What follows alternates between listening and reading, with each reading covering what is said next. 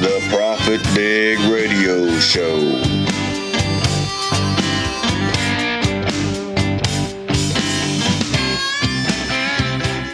He had me and Jeremy Dunnigan, which was my best friend growing up, come over and help him tag one day. And so we were trying to force them. We were the runners, the herders. And that's the day I learned how fast cattle were. Yeah. And I saw something that has stayed with me my whole life, actually. This is the most brutal thing I've ever seen in person. And it was a donkey killing a coyote. Mm-hmm. The donkey protects them, right? They're the protectors. Yeah. They're the sentinels or whatever of the farmyard. I got to witness that. He was making this god-awful noise, and he literally stomped that coyote into a bloody pulp. And we watched it happen over the course of several minutes. Most of the time, the donkey will grab the coyote right behind the head and shake him till he snaps his neck, and then he throws him on the ground and stomps him. Dang. Mm-hmm. I didn't see the neck snapping part. Mm-hmm. I heard it wasn't even a hee-haw. I mean, and that sounds awful enough. I don't even know what sound you would call this. Wow. But it was some, banshee yell. Yeah, it seemed like something that would happen while you were sleeping. Yeah, it was vicious. Yeah. And I didn't know. I assumed donkeys were like a pack mule of some type. But no, their purpose is to be the protectors. Yeah. And I didn't know that until that day. Apparently, lots of people like watching that. 215,000 views. Yeah. Well, probably someone like me was describing it. Like, really? I don't know about. I gotta see that. Your donkey's not going to catch a coyote. Well, I used to keep 2 donkeys with my cows years ago. Really? Yeah. On rare occasions, and you learn this the hard way, but you will get a donkey out there, and when you got newborn calves, the calves will pester that donkey, and the donkey will kill a calf too. Really? It's yeah. And the donkey is not so much protecting the cattle. Protect itself? Protect itself, yeah. Really? Yeah. But he's in there with the cattle, so they get protected at the same time. That's fine. You take the selfishness. Yeah. Cattle can't really bite them because they've only got bottom teeth. The donkey got top and bottom. And you can Google it and look it up. But like a horse bite or mule bite, donkey bite, that's the most vicious bite there is. Because they got so much power, they actually rip your muscles apart. Well, they seemed very non-threatening to me before, but now they seem very threatening. I didn't know that either. Well, what gets me is you see these videos and stuff all the time, and you got these little kids that show walking up and handing a carrot or something to a horse.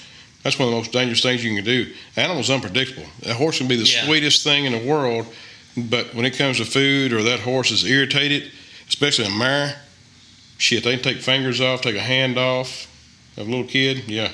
And literally can grab a kid by the hand, drag it through the fence, and just shake it till there's nothing left. Jeez. All right. Yeah. All right. So now I'm even more afraid of horses than I'm worried about horses. I don't know about horses anymore either. Feet and mouth. Stay away from horses. So Jeff Spencer, we were talking earlier about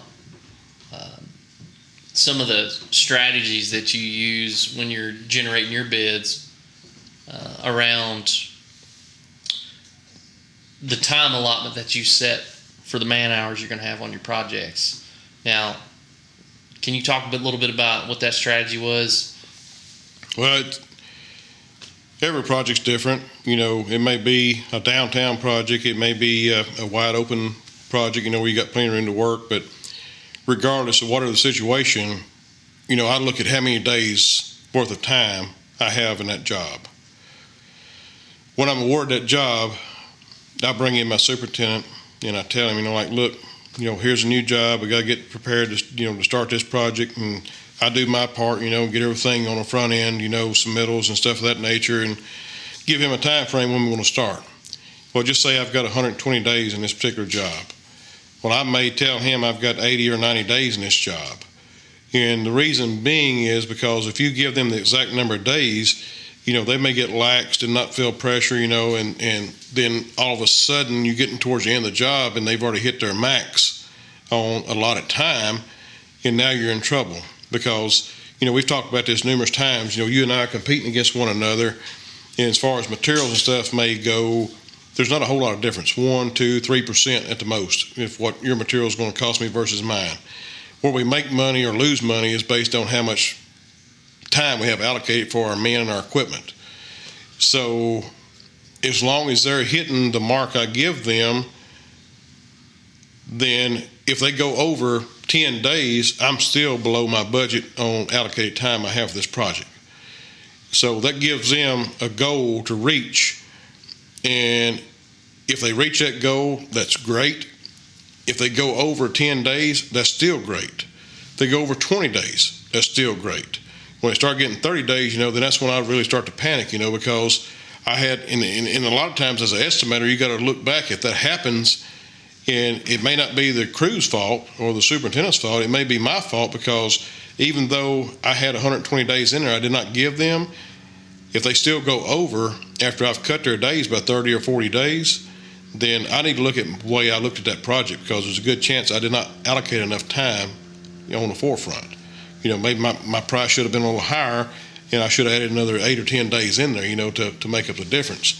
But there again, it's kind of a learning curve, as a new estimator, a new project manager, you're going to learn those things the hard way a lot of times. And but when it happens, take note, and figure out where you went wrong, and how that job progressed and went over your allocated time. So in the future, in the next project you have similar, you can adjust those timelines. Now, do you have any post-mortem analysis of projects? And what I mean by that is, let's say you have a project that you had very poor margins on, either based on schedule or based on the amount of money you brought in. Do you look back at those projects and try to analyze, either as a company or as an individual, what went wrong in those cases? I do, and I start that process as soon as I know that it's belly up. I start looking at trying to figure out, what went wrong. Was it, mismanagement on my part? Was it not having enough time in the bid, on the forefront? Was it unforeseen stuff that I did not allocate for? What caused us to go over budget? So as soon as I get a job and I know it's going to go to the south, the job may still be ongoing, but at that point I start looking at trying to figure out, where I went wrong or where my crews may have went wrong. And on the flip side of that, if you have a really successful project, is it worth looking back on those projects as well? It is, but the thing about it is, whenever you have a really good job or a really bad job, you don't have to look too hard, because those jobs are going to stand out. It takes a long time to wipe those off your plate. So it may be 6 months down the road, a year down the road, I may be at a job that's very similar to that job. Excuse me. And as soon as I look at that project I'm bidding right now, I'm like, hey, this is just like that job on such and such street I lost money on. Or, hey, this is that job, very similar to that job that I made a good deal of money on, some other location. So you start seeing red flags that Yes. I need to account for certain aspects here that now I'm aware of. Right. And then if you've got a job that you've done and you made really well on, and say you've got a GC or owner that you're bidding to, and it's a similar project, at that point, he may say, well, you're a little high. Well, hey, last time, I made 25, 30% on this project, so I may be able to fluff a little bit.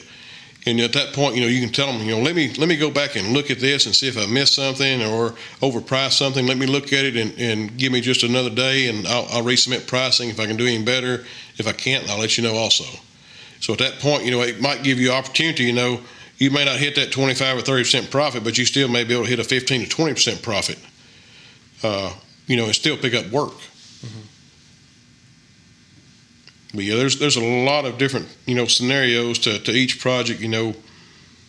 Just because you make good on this project and you have a similar project, it doesn't necessarily mean you're going to make good on that project, because especially if it's multiple trades, well, then you may have other contractors or other trades in your way that slow your production down. Where this other project is very similar, but those trades were not on top of you at the time you was performing your work. So until you actually get out there and start that project, They may be very similar in design, but it may be very different in the way they're actually installed. Is there any way to mitigate that beforehand? Other than just experience? Well, I mean, you can classify your bids, so many different ways. And that's another thing, another topic when you talk about sometime, just because you classify your bids doesn't mean all your classifications are incorporated into your contract, and your contract review is very important. But you can mitigate it to a point. You can't really control other trades, but you can base your bid off, hey, this is based on me being able to go in and do this project on 1 or 2 mobilizations. Any other mobilizations, will be at an extra charge. So 9 times out of 10, you get in and you're restricted from your work. You tell your GC or your project manager for the GC, like, hey, I can't work efficiently. I'm going to pull out. And when this trade and that trade gets finished with their work, call me and I'll remobilize. And then we'll come in and get our work done in a timely fashion. And then if they put pressure on you, like, well, man, I can't work efficiently, you're going to have to hold these other trades off, or, give me some kind of, leeway where I got room to work and do my portion of the job. Or you're going to write me a change order for slower production. And there again, that comes with experience, and knowing what you can and what you can't do, and who you can negotiate with and who you can't. And those contractors or GCs that you're working with or owners, if they're not willing to help you out, then in the future, you may want to avoid their projects they send you. Of course, larger corporations or larger companies, they've got multiple project managers. So you may have a really good relationship and people willing to work with you in one project management, and then you start another one under a different management partner, and they may not be willing to work with you at all. So it just kind of varies. You just kind of get used to the ones you bid with and get work with, and who you can work with and who you can't.